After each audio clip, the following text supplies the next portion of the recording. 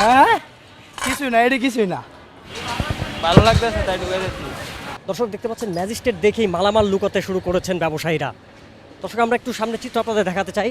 মিরপুরে যেই ডিএমপির যে অভিযান পরিচালনা হচ্ছে সেই অভিযানের ম্যাজিস্ট্রেটকে আসতে দেখেই কিন্তু আমরা এই মুহূর্তে লক্ষ্য করছি যে একে একে কিন্তু দোকানিরা তাদের মালামাল দোকানে লুকাতে শুরু করেছেন। মালামাল লুকাচ্ছেন কেন? হ্যাঁ ভাই, অবশ্যই ভাই, রাস্তার ভিতরে মাল তার জন্য সরে দিচ্ছি ভাই। ভালো লাগতেছে তাই ঢুকে যাচ্ছি। ম্যাজিস্ট্রেট দেখে মালামাল লুকাচ্ছেন কেন ভাই? হ্যাঁ কিছুই না, এটা কিছুই না। কিছু নাই এগুলো ভাই। দর্শক দেখছেন এটা হাসি ভাই ম্যাজিস্ট্রেট দেখে মালামাল লুকাচ্ছেন কেন? এই 100 টাকা লাগে।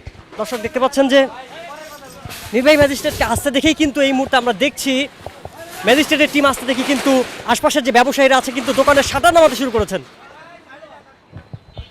দর্শক দেখতে পাচ্ছেন যে দোকানের শাটার নামিয়ে কিন্তু দোকান বন্ধ করে মালামাল লুকিয়ে কিন্তু দোকানদারেরা ব্যবসায়ীরা কিন্তু তারা পালাচ্ছেন।